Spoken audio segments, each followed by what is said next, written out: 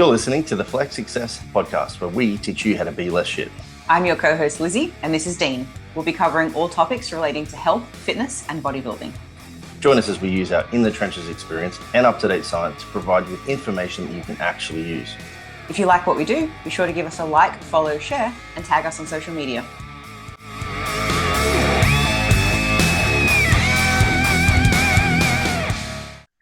We are back yet again. The Flex Success podcast has returned for yet another awesome week, and I'm joined by a very special guest today. Not actually a guest. It's Lizzy. You're back. It's been a while. Yeah, George has been in my shoes for the last few episodes, so I feel like a guest. Yeah, it's everyone, apart from people thinking that you'd grown a beard and lost the hair on the top of your head, and we'd never have known. Oh, because they're the only two differences between George and I. Yeah, I mean, basically the same level of musculature. Sorry, George. No. About the same height. This is just a test. 6'1", 5'1". This is just a test to see if he listens to these. Because if he doesn't now, get offended by the fact that I just said he's basically a pretty woman, or that you're a very masculine man. I'm not sure which one it is. It's all right, whatever it is. Let's kick it off with a personal update, shall we? And then we're going to move on to a podcast that I maybe took too many notes for. It's quite extensive. I've split the podcast up into 6 sections, but before we get there, what is going on in your personal life? Dean Cameron McKillop. I've got this rash, and no, we're 9 days personal. out. No, 9 days out. Not from a show. Well, actually, that's a lie. We are 9 days out, pretty much, from the Queensland show for the IFBB amateur show. We are 2 days out from the Perth show now that I'm here, but personally 9 days out from moving to Valencia. The reason that we're spending 3 months there, and it's coming into winter here in Europe. And 2 winters ago, we stayed in the UK, and it was miserable with a capital M. Well, at least for me, because I'm very much affected. My mood is affected by sunlight, and Valencia in Spain being quite south, not too far north of Africa, they get 10, 11 hours of sunlight a day. It's like 20-ish degrees in the middle of the day, like pretty chilly mornings and nights. But it's going to be a really comfortable winter. So where we will go after that, the other 3, nobody knows, but we'll see. We've got time to figure it out. Yeah, that is literally an unknown part of our life, that 3 months from sort of January through to March. Yeah, I want to do I'm thinking Israel. Oh yeah, that'd be cool too. Yeah. I like that Israel is still close to Europe as well. But hey, we shall see. Yeah, we shall see. All right, so today, what's our topic, dude? Cheat meals v free meals or / off-plan meals. Not so much V as in versus, but rather what is the contrast between the two of them? What are some of the considerations around what it means to have a cheat meal versus a free or off-plan meal? Why people maybe get them wrong, why that may be a problem. And then, just to sort of, I suppose, flesh out the differences, because there seems to be a bit of a cross-talk going on now in the coaching space, even in the client space, whereby they've taken the concept of a cheat meal and just redistributed it into a new name being a free meal, but not change the actions of it, which is, not what we realistically want. No. Yeah. So the reason that we wanted to do this topic today is because both Dean and I socially hang out with lots of really competent, educated, experienced coaches who know their shit. And you kind of have this assumption that the better the quality of a coach, the more they would have their head around these newer concepts. But we've come to realize that it might not actually always be the case. Even some awesome coaches that we know still kind of we know that cheat meals are part of bro science. They're a thing of the past. No credible, very few credible athletes still actually do cheat meals. No coach worth their weight in salt still promotes them as something beneficial or something that their clients should do, but rather they might promote something called off-plan meals or free meals, which are the same thing. However, as Dean mentioned, they don't really change the way they go about the meals. Therefore, they still have the same result as cheat meals. And so we just thought it was just really important to help listeners, coaches, fitness enthusiasts, whoever you are, understand the pretty significant contrast between the two. So we're not actually doing cheat meals and calling them free meals, because we think cheat meals are just like something to roll our eyes at, but like, honey, you're probably still doing them. So let's just take a look. Quick question to you, Liz. Yes. Do you think that the educated individuals, because you say credible coaches, there's obviously credibility in results, and there's plenty of like coaches out there that get incredible results that have no idea about the potential consequences of using the terminology of cheat versus free meal or whatever they want to call it. So be credible in result, but not credible necessarily in understanding the scientific literature on the impact of these things mentally and socially and whatnot. But for those that are aware of it, do you think that it is just a cognitive bias that they're trying to disassociate the cheat meal by calling it a new name? They just want to have the cheat meal though? Or do you think it's a misunderstanding for the most part? We're talking about coaches or like just fitness enthusiast athletes?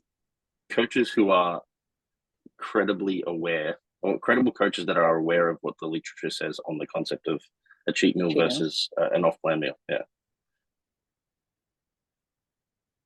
I don't know if there is a lot of literature on off-plan meals. I know there's tons on cheat meals and the psychology and relationships with food and the guilt and whatnot associated, the binge eating style behaviors. But when it comes to free meals, I think it's like such a new concept that there isn't much literature on it. I think that, I mean, I'm not in the heads of all the coaches that I'm talking about, so I'm not really sure if I want to speak on like what they think or what they know. But from my understanding, they seem to just be fuzzy on the differences between the two, but have a pretty clear understanding that cheat meals aren't the thing to do. But like, yeah, and not too sharp on exactly how to do things differently. But we know we shouldn't do cheat meals, let's do free meals. That's what I think, but I'm not in their heads. Yeah, so I would agree, obviously, that the literature on specifically talking about the terminology of free meals is probably not even non-existent that I'm aware of. But I think by deduction of knowing the language that's inappropriate to use and why cheat meals may not be used, then we can kind of say like not using that language would be advantageous. And therefore it's been shifted into this free meal concept to try and like shift away from the cheat meal concept. I actually tend to think that the large majority of people that are at least aware of the literature on cheat meals and negative talk and disassociating their behaviors with like the intention behind like what a free meal is and all that is largely to serve a cognitive bias of the fact that they want to have hyper palatable, hypercaloric, hyper indulgent meals, but they don't want to associate themselves with having cheat meals. Therefore, they just rename it. Right. Which may be worse. I'm not sure. But... Yeah, possibly. So we're going to start now with kind of defining what a cheat meal is, the guidelines of a cheat meal, the function, the result. And then we're going to do the same thing for a free meal or an off-plan meal, right? So we can clearly see the differences. But perhaps before we go there, we should say that these only apply for people who are on some sort of strict diet. If you're just eating whatever the fuck you want, maybe every meal is a cheat meal. If you're eating like an asshole, maybe every meal, looks more or less sensible if you just make good choices. Therefore, you can't have an off-plan meal because you don't have a strict meal plan or you're not strictly tracking macros. Cheat meals and free meals or off-plan meals are for people who are strictly tracking macros or strictly on like a food restriction diet, like only clean food, for example, which is huge in the cheat meal community. Would you have anything else to add there, Dean? No, yeah. In order for you to obviously go off plan, you have to have a plan to begin with. So yeah, it is for those people that have a rigid approach towards their nutrition on a weekly basis. Okay. So starting with the definition of a cheat meal, it's basically cheating on a strict diet. And you're doing that with quote unquote bad foods, not my language. I'm kind of choking on these words as they're coming out of my mouth, but this is the definition of a cheat meal. You have one chance to get in as much bad food as you want, either in one sitting or one plate or 1 hour or whatever you deem to be one opportunity. it can sometimes, I think anybody who has done cheat meals or around people who are doing them or have done them knows that they can turn into a bit of a competition. Last week, I ate a whole pizza. I had a thick shake. I had a brownie. Oh, I felt so sick. This week, I'm going to have 2 pizzas and a thick shake. So that's essentially, and it can get really extreme. You see burgers now, like triple smashed patties with double cheese, and no, not just a regular brioche bun. The bun is made out of deep fried mac and cheese. And my thick shake had a donut on top, smothered in Nutella. Like, it gets wild. It's like the basically IG food. Yeah, it's food porn. If the food doesn't look good on IG, it's not a cheat meal, because that's seemingly, those meals are meals that you can't actually eat. You have to, basically break them down and make them into a degustation of fried goodness. If you don't get heart palpitations after, you didn't do a good enough job. I hate using that terminology you said to, like, bad foods or dirty foods or whatever it may be, but obviously it's, the concept of cheating is doing something wrong. Therefore, you have to be eating something that you deem to be inappropriate or wrong for your current goals or bad.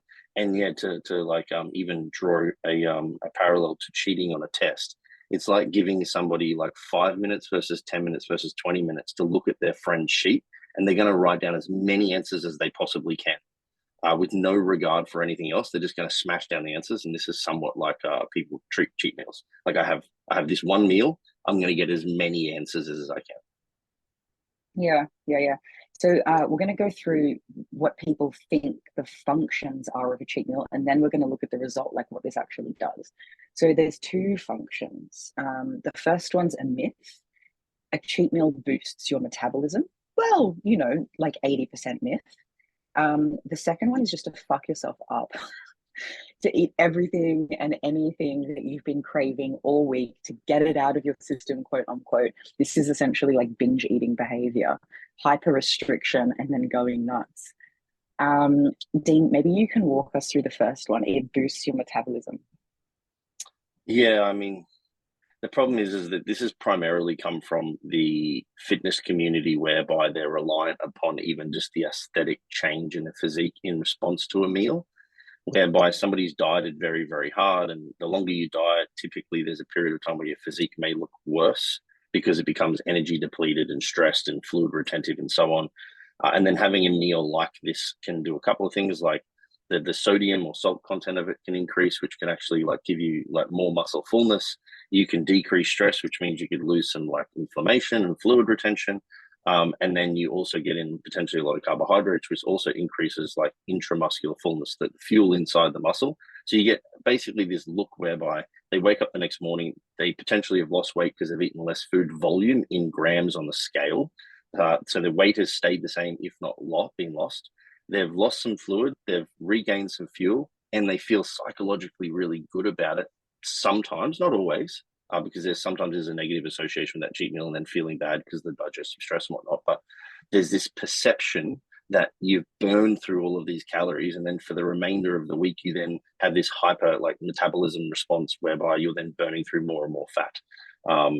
There was some literature at some point that basically showed that if you re-escalate calories back to your perceived maintenance, that you may get a very, very, very, very acute shift up in metabolic rate. But that pretty much goes back to normal within 24 hours. So temporary. Yeah, it's super temporary. So there's this subjective perception that it's doing something, but it does absolutely fuck all. Yeah, I guess that's the problem when people are taking physique update photos every day or every second day. You can't visually see the loss of fat that quickly. You certainly can't see muscle gain that quickly. What you might be able to see the difference in is muscle fullness from more carbohydrates from a cheat meal, or a reduction in bloating because there's less stress or something like that. But yeah. Conversely too, you're not also going to see the fat accumulation that is possible on a huge caloric binge.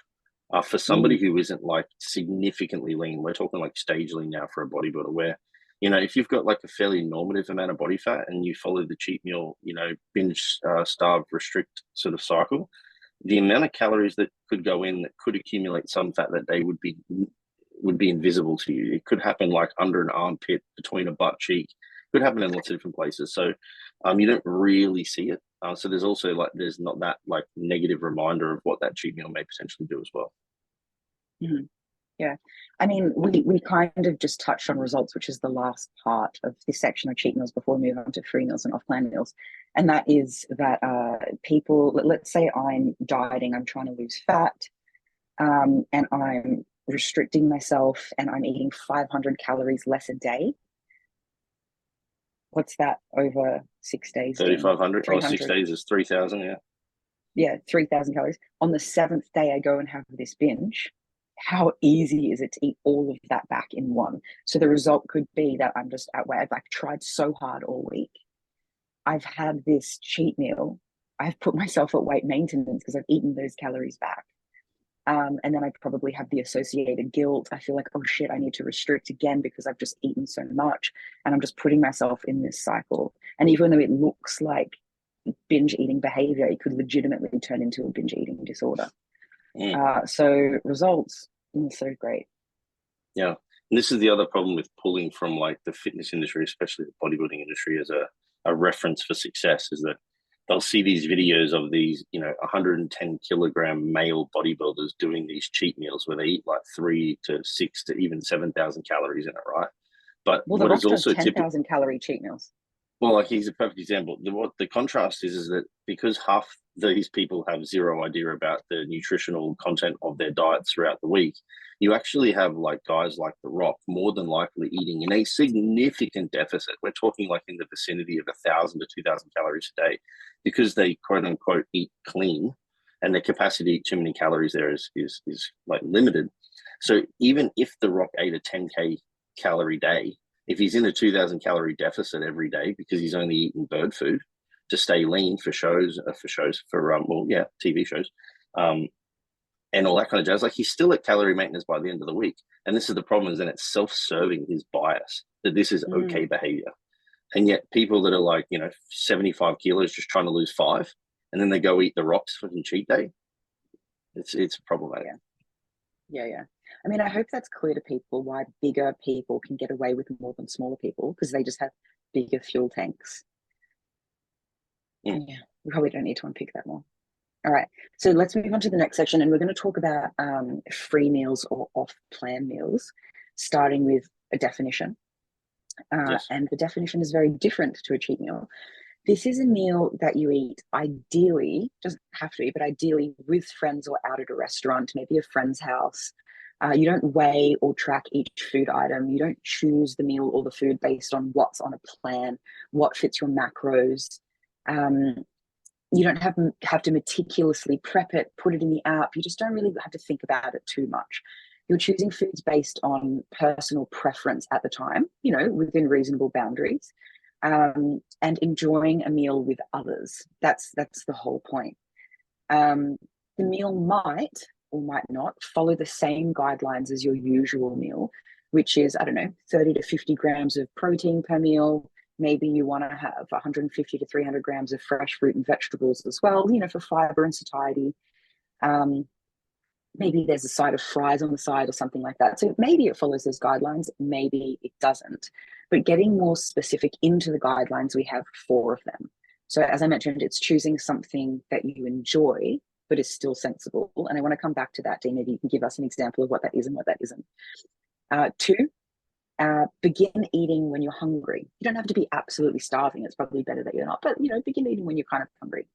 We want to eat mindfully. So that means eating slowly, putting your cutlery down between mouthfuls, taking the time to enjoy the company of the people that you're with, the atmosphere, taking the time to enjoy the textures and the flavors of your food, not just scoffing it down, This also helps us stop eating when we start to feel full.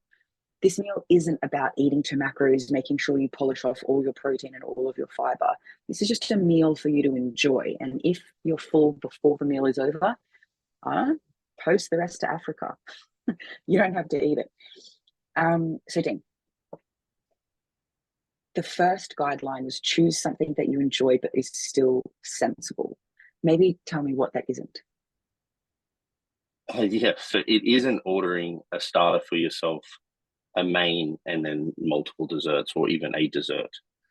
Or it isn't, it may be depending on the choices of those meals, like if you were getting steak and vegetables as the main, then maybe, you would have room for the dessert. The biggest differences about it is that there's a sense of sensibility to your decision-making process. So you're understanding that some things, maybe like some sides, are calorically quite dense, but you'd like to try them. But that doesn't mean that you need to eat them all. So instead, your solution might be to share them with the table. You may really like fries. I know somebody who likes fries, but that person may not want to have the entire basket because the basket is often quite large. So it's about like understanding there's some ebb and flow to your decision-making process around the calorie level of it. And also then, like you said, I think the biggest one here is personal preferences, like recognizing I like to try multiple things, but that doesn't mean that I should eat all of the multiple things that I would like to try, which is a huge distinction between the cheat concept of getting them all in versus the free meal concept of, trying them all and sharing a lot with friends. Yeah, absolutely. Another one would be, I suppose, like consciously choosing foods that are going to make you come unstuck from a digestive perspective. Like if you're somebody who absolutely loves cheese, but cheese just, makes you turn into a bloated mess and your stomach's messed up and like you just feel terrible for then 2 or 3 days thereafter, maybe don't get double cheese on your pizza, or maybe have 2 slices of the pizza with the cheese, but then have like a protein-based meal on the other side. So like just like show some self-love, I guess you could say. And on that, even people will, I think, misalign self-love with feeding themselves to their maximum capacity because they really want this food, right? No, it's about also understanding how you feel afterwards too. Yeah, for sure. I mean, like a pithy guideline that we could give someone is don't eat like an asshole. And I think we all understand more or less what that means. If you were to sit there and take a picture of everything you've eaten and shown somebody who you know to be sensible, would they be like, what the fuck? What did you do that for? That's a cheat meal. So like that could be a good guideline to go by. I even just thought of this too, like, because that is the toughest thing I think with people to sometimes have the discussion around is like, what is sensible? And like sensible is going to be relative to each individual and their caloric needs, right? That's one. But also, like most of the people that are probably listening to this podcast that go out for either a cheat meal or hopefully a free meal or a sensible meal or an off-plan meal, whatever they want to choose to do it is, in almost every other meal that they eat for the day, I wonder how many courses they have per meal. Like when you wake up and you have protein powder and oats, that's a 1-course meal. When you have lunch at work, it's usually chicken, rice, vegetables, and maybe like some avocado. That's a 1-course meal. Then somehow, when you go out to pay for it, it is normal for somebody to then get a serve of spring rolls, a large main made with coconut milk if they're at a Thai place, and then also to get the dessert afterwards. Like you literally just had 3 meals in one. Yeah. I wonder why there's a disassociation there. One thing that surprised me, Dean, when we had because I don't do free meals because I don't stick strictly to a meal plan, but I am in a social circle where people are all, competitive athletes and do stick strictly to a meal plan. And the first sort of free meal that we had with the group, I just like had a main, and then I think someone bought a bag of cookies and I had 1 cookie out of their bag for dessert, but everybody else got like 2 or 3 different things for their main, a tub of Ben and Jerry's each, not a family size tub, like a smaller tub, but still, and a bag of cookies each. I think there was like 4 or 6 cookies in a bag, and everyone was having this like just to themselves. And to me, I was like, whoa, guys, like are we having a cheat meal or are we having a free meal here? Like, and that's not a criticism on anybody's ability to be a good coach or a good athlete, but it just like it struck me that wow, we really need to talk about this a little bit more. Yeah, and usually it's coupled with the language of like you're only going to get that, or you can't just have one.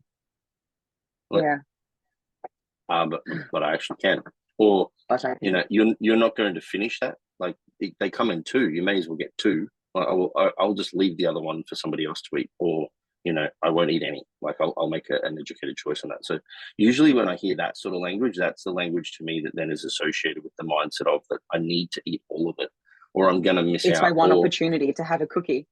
Exactly. It's that last supper concept. Forgetting that, in 6 or 7 days from now, you're going to have the opportunity to have another meal that is not quite you know, as rigid as the one that you're currently eating every day of the week. So guess what? Yeah. Like maybe have the other cookie then. You know? Yeah. All right. So this takes us to the function of a free meal or an off-plan meal, and there's four. The first one is to support your mental health and your relationships, because food is more than fuel. And going out and having a different experience, having someone else cook it for you, gossip about boys with your friends. That's what you do when you hang out with your friends, right? Absolutely. So support your mental health and relationships. The second one is to bring some normality to your life and to food, because it's not, guys. It doesn't matter how long you've been a bodybuilder for or been sticking to a meal plan. That is not quote unquote normal. So going out to a restaurant and just like enjoying a meal, it's pretty normal. So we're bringing some normality to our lives. Also for variety, because we're enjoying flavors and meals that you wouldn't normally eat or wouldn't normally cook at home. Maybe they're too hard to track, or there's 16 different ingredients in the jus alone, and like ain't nobody got time for that. Variety. The last one is just a little reset button. It's time for us to, you know, unwind, feel like we've enjoyed time out and we're ready to get back on track. And this results, the last point here, so we're moving on from function now into results, to supported relationships, to a satisfied stomach, to feeling refreshed and ready for a new week. We don't have the guilt. We don't have, you know, the calorie binge where we've unwound the whole week's worth of work. We feel like we're connected to our friends, and we're looking forward to the next meal that is sensible, that we don't finish feeling like, oh my God, someone please put a pin in my stomach. It is so bloated. It's a very different outcome. Yeah, and I think like the more people can learn that it's actually okay to eat perhaps maybe some less calories than what you intended on is fantastic. You know, like most people, I think even with the free meal concept, are usually going to buffer some calories for that meal. So they might take some calories out of their daily food to allow for maybe a slightly more calorically dense meal for the day. But it doesn't mean that your normal 2,000 calorie limit should now be 300 calories worth of bird food throughout the day, so you can have 1,700 at dinner. Or that, you know, even if you eat 4,500 calories and you get there and you've got 2,500 left, like if the meal is satisfying enough at, like, just to pick an arbitrary number, 1,500 calories, doesn't mean you have to then go eat the other 1,000 just to be gluttonous. So it's less about the numbers and more about the intentionality. And like you said, those things to support some normality, to take a mental break, to have some variety and reset.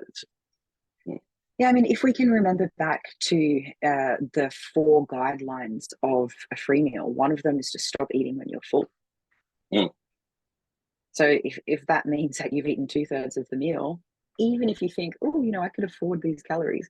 And Dean, as you mentioned, it's not like we want to eat iceberg lettuce and then save it all for the free meal. It's like maybe small fluctuations in calorie distribution is okay, but we don't want these huge ebbs and flows, because again, that looks like the starved binge or the restricted binge cycle, which we want to avoid.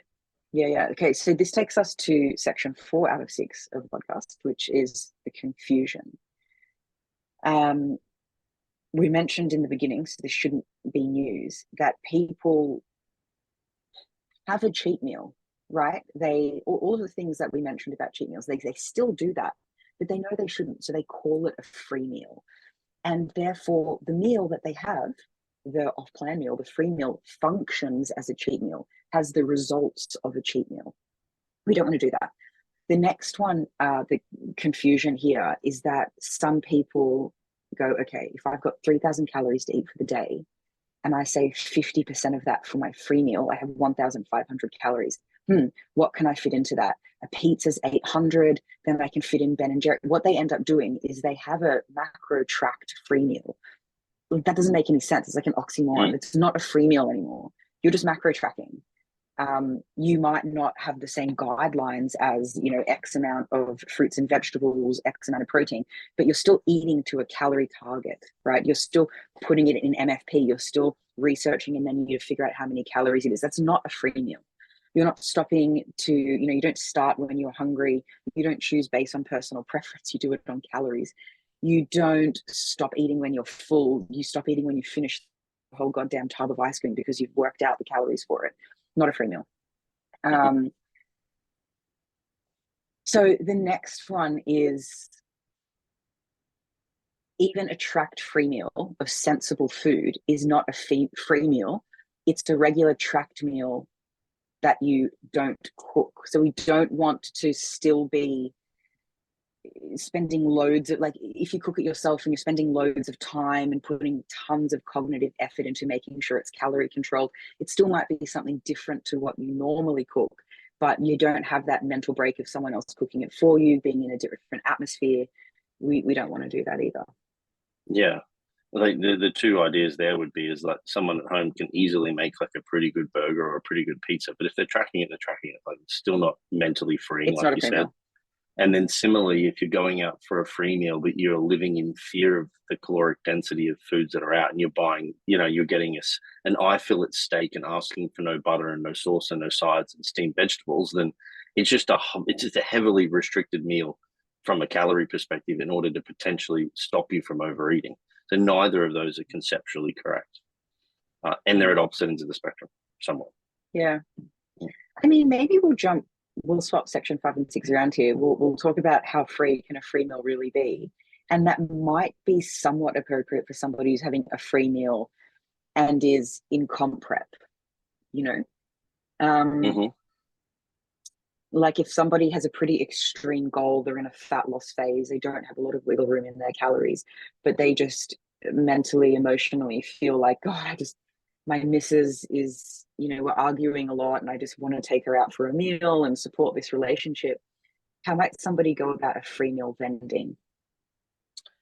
Oh, I mean, they could go about the approach that I just took, in that, like, if, for example, they had a fairly similar meal, like a meat and vegetable meal with rice or something, they could always just go out and enjoy a meat and vegetable meal and be okay with the potential additions of fats and carbs, and just sort of just call it a meal swap. It's not accurately tracked, although it is somewhat accounted for. So we could technically say it's not super, super like in alignment with the free meal, but it is definitely serving the social considerations that we talked about before. It is definitely serving the relationship in regards to the partner. So there are some benefits to it, but it's still not so much about the food as it is about the actual event of taking them out. I think if you really break it all down, though, like I have different variations of like meals that I would recommend clients have and or allow, to use that term as the coach, in various phases, but they're all somewhat going to be accounted for and tracked. There's just varying degrees of accuracy. Like it might be you can have 2 plates of a tuna sashimi, 2 rice ones, and only one that has a tempura.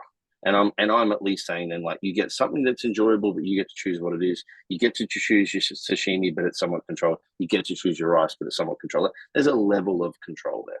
Similarly with the steak concept that I mentioned before, or it might be even like, you could go out for a frozen yogurt where they have scales, and although it may not be perfectly accurate, it's still within a reason of, or like within a reasonable level of accuracy that you can't fully control yourself or something like that.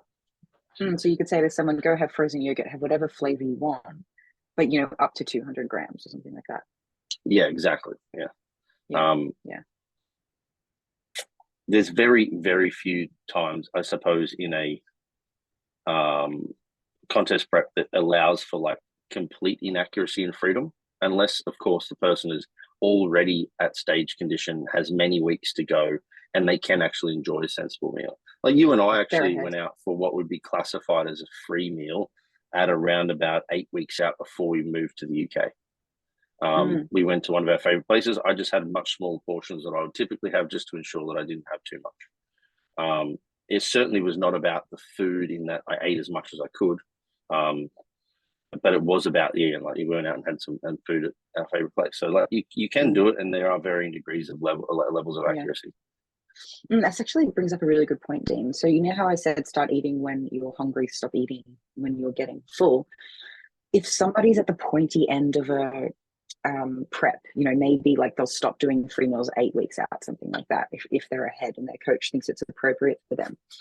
Their appetite is large. It's going to take a lot of food for them to feel full. They might have a really hard time eating mindful, chewing slowly, putting their cutlery down. They might feel quite ravenous. And so these guidelines, they need to be stretched and adjusted based on that. what is the person's appetite at the time.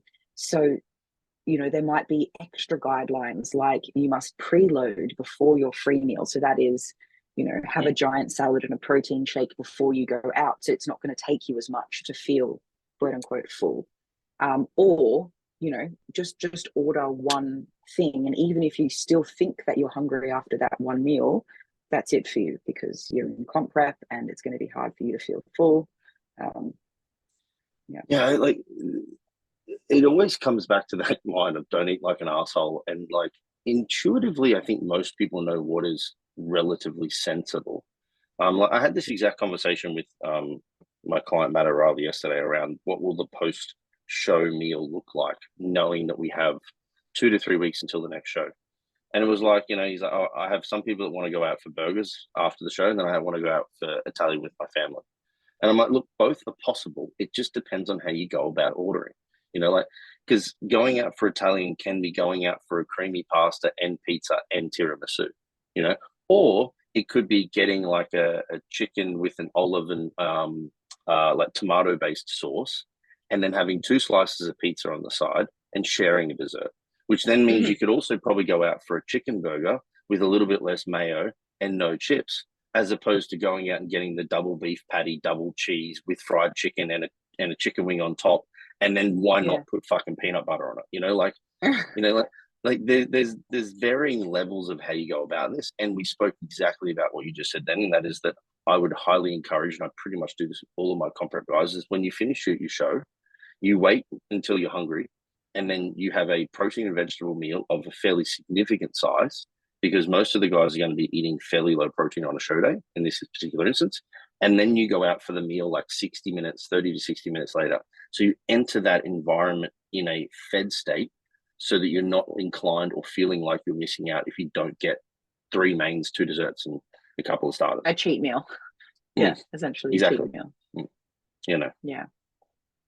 So yeah, that definitely does need to change for each individual. One other one I thought of before, and this is by no means, again, like it's not technically a free meal, but for people that could have various approaches if they are in a time of fat loss that requires a little bit more accuracy, is I've also had a comp prep athlete before whereby they have their standard rigid diet 6 days per week, and then 1 day per week they have a modification of that diet, and they had 3 different things that they could choose from that were essentially calorically controlled and protein controlled, but the fats and carbs were very different. And like, you know, one was like a particular Nando's meal, another was a particular sushi meal, and another one was like a particular Subway meal. So like they had the freedom to choose whatever meal they wanted out of those 3 options. It's just that it was at least calorically modified, or not calorically modified, calorically accounted for. So again, not free, but giving more freedom without it being to the point where it's like, just go eat Nando's and see what happens. Yeah, like there's a lot of shades of free meals depending on the stage that people are at. But so if there's 52 weeks in the year, we really only need to really consider the shades for 10 of them, right? For the most part, we can just pretty much go with the 4 guidelines that I mentioned before of a free meal. So just to remind everyone of what that is, that's choosing something you enjoy but is still sensible, starting to eat when you're hungry, eating mindfully, slowly enjoying the atmosphere, the company, the taste and textures, putting your calorie down. And number 4, stop eating when you're full. So for the most part, we can more or less stick to that pointy end of comp prep, shades of freedom. Yeah. And then I think within this other section we'll talk about too, with how free can the free meal be, and the difficulty of discussing this, like what is sensible. But taking some a stock, I know one of your notes was in like, what is your goal versus what is your relative total daily energy requirements, and you know, like comparing you to me. When we go out for a meal, although neither of us are on a rigid diet plan, let's just assume we were for a second. When we choose that meal, you have to consider things to be a little bit more like tightly regulated than what I do because of the size of us and our caloric needs. Yeah, so I think I decided to skip over that point just because we spoke about the rock and I thought it was more or less covered there. But when Dean, so I can only eat about 1,800, 2,000 calories a day to maintain my current body weight of 58 to 60 kilos, right?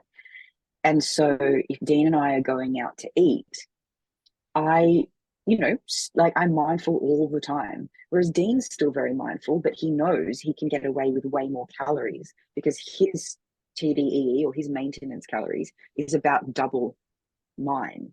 So when we share a meal, it's not like we split it down the middle. It's like I eat 30%, he eats 70%, because it might not be equal, but it's fair. Yeah. And then also we heavily rely upon the share concept for that reason too, because I want to try lots of things, you want to try lots of things, but you can't eat all of the things and the things you want to try, and neither can I. So it gives us the opportunity to have a sensible meal that we both enjoy, and we get to try multiple different things just in varying serving sizes. So you actually don't feel like you're missing out. Like for me, for that approach is that I don't necessarily want to eat. Not that you and I aren't pork belly fans, but let's just say we were. I think it's a good example of I like food the crispy part of the pork belly. Well, yeah. And I might be like, oh, that one sounds interesting, but I sure as shit don't want the entire meal of it because I know I'm just not going to feel that good, but I want to try the flavor. All right, cool. Liz, do you want to try this? Yes. Cool. We can have like a 60-40, a 70-30. Neither of us have to eat the entire amount or feel like food's being wasted. But guess what, too? If we try it and it's not that good, we just leave it. Yeah, exactly. All right. How about last point before we wrap it up with the would you rather? I remember we were at Joe and Jazz's house. Hi, Joe and Jazz. Love you guys. And everybody was having their free meal on a Sunday. Well, this was, I think, the weekend before Jake's competition. Also, hi, Jake. We're all going to Italy soon. I'm so pumped. And we were getting Caribbean. And or Joe Caribbean. was like, I don't know, is it Caribbean or Caribbean? I think it's Caribbean. I don't know. Joe was like, Liz, get the mac and cheese. It's amazing. And the reason that I thought, you know what, I'm not going to go for that isn't because it was a bad suggestion. Not at all. Maybe Joe loves the mac and cheese and for him it's worth it. But for me, I like mac and cheese is pretty tasty, but I don't love mac and cheese enough for me to justify the caloric density of that. And so for me, making food choices is sort of this like crossover continuum of pleasure versus energy density.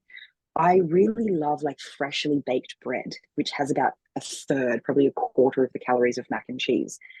And if I like it about just as much, but the calories are way less, then I can go ahead and do that. I can manage my body weight way more easily. I can feel satisfied with the meal without really having to pay really close attention of just having to have one spoon of the mac and cheese, so it's worth it. Like I will always choose fries. I know that they're calorically dense, but the pleasure I get from that is through the roof. So there's no right or wrong choices. It's based on like your personal preferences really do matter. And so do your personal preferences for portion sizes. Speaking of fries, show us your hand, Dean. For those just listening, Dean got French fries tattooed on his ring finger of his left hand. Tell us about that. Well, I had a wedding ring because we're married and stuff. But I also train, and it's annoying to have on in training, but I just dealt with it for years and I ended up cracking it maybe, I don't even know, 12 months ago. I'm not sure. So it broke. I couldn't wear it. I was considering purchasing another one. You told me not to worry about it. And then I've been accumulating some tattoos on my left hand and will continue to do so as the years progress. And I was like, I don't want to do the whole name or like weird thing on my ring finger or anything like that to like, I'm not that. I'm not getting your face tattooed there in miniature form. I'm not getting your initials. I'm not getting the date of the wedding. I'm not going to get any of these like sentimental things that people typically get. Because we are not sentimental typically. Yeah, I wouldn't mind having something on this finger. And then I had jokingly thought about a couple of different options, like writing "fuck matrimony" on there because that'd be hilarious, or whatever it may be. And when we first met, I put you in my phone as a contact, and on that contact, your name was Lizzy because that is your name. And then I also put on there the open brackets Y dot boob combo that you can do with using the keyboard to make boobs because you had big boobs. I put on there a little salsa dancer because you're a Latina. And I also put on there a container of French fries because I learned very quickly how into French fries you were, or chips, or whatever else you want to call them around the world, fritters. And thus, I thought, you know what? I'm going to get them tattooed on my ring finger because I think that'd be fucking hilarious. And even if you leave me, it's still hilarious. So my love for French fries is enduring. It really is. And you know, like when Dean was joking about getting the tattoo, we were just walking through Brick Lane Market in London, and I really wanted to get this piercing. And I was like, oh, while we're here, let's go like find a tattoo place because they usually do piercings. And we were walking there, and Dean, I think you were like, should I get the tattoo? And I was like, just do it. But I don't think I had realized what the French fries represented until you were telling the tattoo artist what it represented. And I just think it's the sweetest thing. It's pretty funny. He's done a pretty good job. I now, though, have 3 tattoos on my hand, and 2 of them are food items, which you look like a fatty. I've got a Reuben sandwich, and then I've got French fries, but you know, it's all fun and games. But they're really deep. Like our dog was dying of cancer. His name was Reuben, so we got matching Reuben sandwich tattoos in memory of our dog. And then the other one is for your WIFE. Yeah, I mean, they're 2 very sentimental but creative tattoos that I've come up with as a non-creative, non-sentimental person. Maybe I'm just lying to myself, Liz. All right, so yeah. Wrapping it up, be less shit tip. Would you like to give a tip on how to be less shit, Dean, or shall I? I think the be less shit tip for this. Oh, it's tough. For free meals versus cheat meals. Do you have one off the top of your head, or should I continue to ponder? Yeah, I do. Fire away and let me see if I agree for 1 and 2 come up with another. Okay, so we can tie it in today, but I think we can also extrapolate this be less shit tip more broadly, which is when you're doing a thing, cheat meals, free meals, anything, figure out what is the outcome, what is the result that I'm trying to achieve, and act accordingly. How I'm going about this thing, will I achieve this result? So when it comes to free meals, it's having a mental break, enjoying food with friends, feeling good after the meal. Will that happen when you eat a whole pizza, a thick shake, 3 other desserts, and some sides? Probably not. So just take a moment to pause and reflect and think, am I going about this the right way? Will this end in the result that I'm trying to achieve? Yep, I like it. I would say if you're looking at a menu for a free meal, decide which one you really want for yourself, and then take one thing that you think you would like to try and share it with somebody else. And that can be like a fairly foolproof way to have both your cake and eat it too, I guess you could say. As opposed to thinking about what multiple items am I going to get for myself. Just think about which one do I really want and I don't want to share, and then which one would I like to share, and then choose appropriately. Yeah, cool. Dean, something worth sharing. Do you have something worth sharing with our audience? I do. I'm pretty prepared for this one. I listened to this podcast the other day because I'm somebody who does not do this very well. So it was an interesting topic for me. And it was on the Freakonomics podcast, now known, or not known now known as, but the like offshoot of it called No Stupid Questions with Angela Duckworth. And now a new guy. I don't remember his name. And no, it's the still podcast, love it, isn't it? Nope. It's with a new guy. I want to say Andrew. I don't know. Anyway, the podcast was how do you connect with people you just met? And it was a really cool podcast on.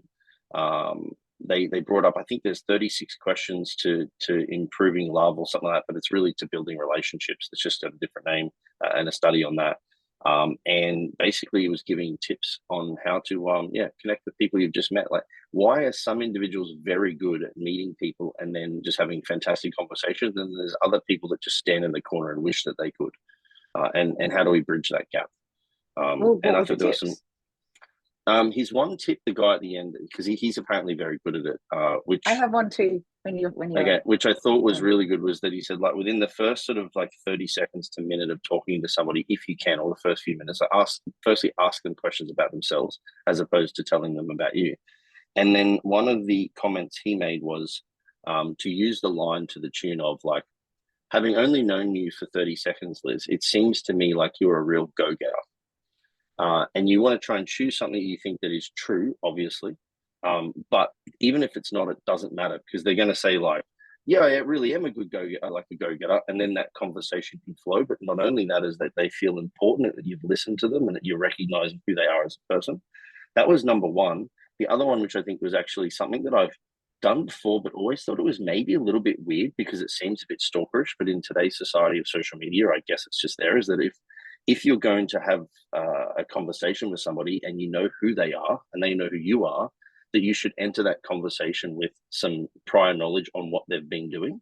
And he referenced this professor that he was speaking with, and she'd gone onto his Instagram and basically went like, oh, she'd learned that he'd just written a paper on the following, that he'd just been to this particular part of the country, that he'd hung out with his family at this thing. And she brought up all of those things and was completely okay with saying, basically, hey, look, I've just gone through your life, but I see you went camping with your wife on the weekend. Tell me about it. And he said, I was like, whoa, she's really taken a lot of interest in me. Whereas I think, well, why are you taking so much interest in me? Like, I would find that unusual. But again, he said it was about the person that you're speaking to feels heard, understood, appreciated, seen, and then they want to tell you more about themselves, which then makes conversation flow quite nicely. Right. Okay. I like these tips. That's cool. What was your tip? So this is not a weak area for me. I've always been pretty good at making friends. I can walk into a party and I'm pumped. I'm like, look at all of these potential new friends. And I feel like I can get along with everyone, regardless of their age or their occupation. And I think that this strong area of mine is obvious to others. And so I often get asked, how do you make friends? Like, you're in the middle of fucking Romania. Like, how have you made these friends? How are you at this party? And because so many people have asked me and I've given me this advice so many times, I think I can boil it down to this: be genuinely curious about other people. Because I am like, I never have social anxiety around, oh, what if I'm not interesting, or what if I run out of things to say? I've never felt that way because I'm genuinely curious about people and I just ask them about them. Like, so how do you know this person, or what do you do for a job? And like, it always just leads to finding common interests or more questions. And I don't think that it works if you fake the curiosity. You have to be genuinely curious about the person, not like, what color your undies. Like, don't be intrusive. Like, so why don't you have children? Like, keep it light and breezy at first.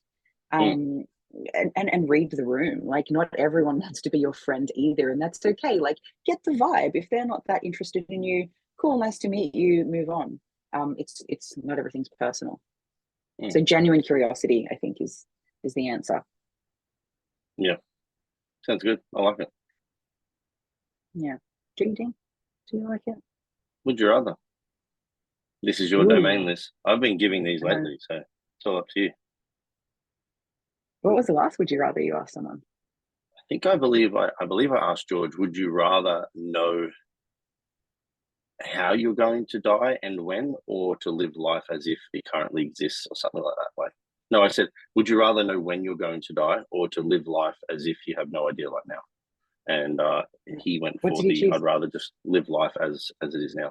And then we had the discussion about, like, the length of time between now and death would potentially change that answer, though. Because if I knew I was going to die in 4 weeks, I'd probably change some shit that I'm doing right now because I've got 4 weeks. But if they said to me, you're going to die in 10 years, I'd just continue on with my life as it is because I really enjoy it. And I feel like I'm fulfilling those things. Fair enough. All right, Dean, would you rather never get a handle on your relationship with food, so you're always in this restrict binge cycle? You're like psychologically preoccupied with food all week, and then you have these big cheat meals and you feel bloated and guilty and blah, blah, blah. That's you forever. Oh, what a fun place to be. Or have a pretty good handle on food. You're not mentally preoccupied with it. You have free meals, pretty easily. You enjoy them. But for whatever reason, your metabolic rate has severely negatively adapted to the point that you have to diet like Bonstead. You have to like go low, low, low in your calories to maintain a healthy or slightly lower than average physique. So no peaks and troughs with regards to my capacity to handle free meals, as in like they're fine, but a really shitty metabolism. So I have to eat a low amount of calories. or I can eat the amount of calories that I can, but the enjoyment of the cheat and the drive to have them is huge, but also so is the. Basically, you have a binge eating disorder. You're in the restrict binge cycle. You can never get a handle on like the mindset around food, or the calories that you can consume to maintain your body weight is really low. The lower maintenance one. I think it's far more tolerable. I think you can eat relatively high voluminous foods at a low calorie density. I don't like to live a life of extreme ends of the spectrum. As you know, we even spoke about this the other day about emotional intelligence or emotional depth, about whether or not you'd rather be emotionally have emotional depth as like really high or really low, or be somewhere in the middle. I like neutral. And I think I can. You don't want to be mentally preoccupied. Calories. No, I mean, I've seen this happen to people, and as somebody who doesn't have that, or I mean, there's been periods in my life where I've found mental preoccupation with food to be quite high, obviously in contest preps and stuff. Comp prep. That's a tough time, and it's really difficult. I wouldn't really wish it upon anyone. The fact that I now feel like I've got a handle on that is incredibly liberating.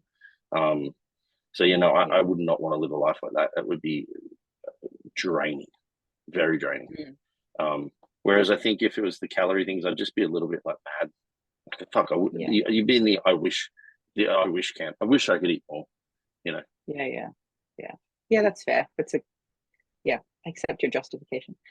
For those that are wondering, like, how did Dean get a grip on his relationship with food? It's that he put on like significant body fat on purpose, and once he had a healthier body fat percentage, it's just easier not to think about food because your body doesn't think that it's starving to death. So it's not driving hunger hormones sky high and satiety hormones down low. But yeah, that for sure, that is 100% necessary because it decreases the drive. But the maintenance thereafter has been achieved all through the things that we've just discussed today. It is understanding my caloric requirements, my personal preferences, not over consuming food excessively in one sitting so that I don't feel like I can't have more, so that I have to have less the next day. It's, maintaining an efficient amount of output. It's eating towards my values and my goal. It's all of those things. Once you start to align your thoughts and actions, and oh no, I had a little bit of extra fried chicken today. Next, on to the next one. So. Yeah, and if a walk is half an hour or less, we'll choose to just go on foot as opposed to take a bus. We still do that stuff every single day. Yep. It's easy peasy Japanesey, of which case we moved to Valencia, as we said, in 9 days. And the first place that I'm going to is our sushi place that we went there last time. I'm hanging out for it. Jake Maddox, if you're listening to this again, if you are listening to this, my friend, we were supposed to go to sushi for his birthday 5 weeks ago. We waited 5 weeks to have it, and then we got there and they had a gas leak. Because he was comp prepping. Oh my God. They had a fucking gas leak and we couldn't have sushi. Now, admittedly, we had very good Indian. But can I tell this story really quickly? Yeah, far away. All right. So Jake is one of our friends. Very food focused in contest prep. He's very, very food focused in comp prep. And he was hanging out for this all you can eat sushi. He was telling us about how delicious it was and all the things he was going to eat. And he was looking forward to his competition being over so that we could all go together as a group. Me, Dean, him, his girlfriend, and actually 2 people surprised, Joppo and Katie, drove to Birmingham and surprised us for the dinner. And all day we hung out. The asterisk of this sushi date was even more important because I had taken Jake to one of our favorite sushi places in Portugal. He absolutely loved it and was like, I need to take you to my favorite place in Birmingham. So there's this huge, but he's like, but I'm starting prep for the next 12 weeks, so it'll have to be after that. So this is literally like a 4-month build-up. Yeah. So for me, the day arrives. Dean and I, Jake and Sim, Jake's girlfriend, we hang out for the day. We go and do this and that. Dinner is booked for 7:30. Jake starts getting hungry around 6, but he's like, no, let's wait. Let's go to the shops. Let's, Liz, you need to get some shoes. I'm going to wait. I really want to be hungry and really enjoy this meal. It's going to be fantastic. We walk there, 7:15. We're like, oh, this is going to be fantastic. We start walking, we get there. Restaurant closed, gas leak. And we had a booking too. Yeah. We couldn't believe it. Our two friends that drove to Birmingham to surprise us, Katie and Jocko, they got there a few minutes before us and they were like, oh no. Do we text them and break the news, or do we wait till they arrive? And they actually texted Jake and I. They actually texted us a picture of it, said gas leak, and Jake and I were like, nah, Joppo's taking the piss just to try and, roll me up because he knows we've been hanging out for this for so long. Mind you, Joppo we also took Joppo to our other favourite sushi place in Lagos in Portugal. Jake went to the one in Lisbon. So this group have been to sushi around the world together, and we didn't even get it. And we're not going to get it in Birmingham, but, we've just teed Jake up to come and visit us in Valencia. He's flying to Valencia for sushi and maybe to hang out with us. I think it's for the sushi. It's definitely for the sushi. See, just as they wrap this up, you can enjoy food and have events like this and moments like this and still be mindful and still, adhere to all of the things that we've spoken about. We obviously enjoy food. We don't want people to feel like, it's not about the food. Like, yes, it can be. It is about it's just a matter of, it's just not only about the food. Exactly that, Yeah, I would classify us as foodies. We really enjoy food, but we know I'm a massive foodie, Yeah, absolutely. Yeah. All right, guys. Until the next episode, we will see you there. See you later. Oh, maybe I always forget to do this. I'm not very good at marketing. If you enjoyed this episode, please like, subscribe, and share with a friend. It really does help us get the podcast out there, help more people through, what we're teaching in the podcast. So please do share with a friend and give us a 5-star review.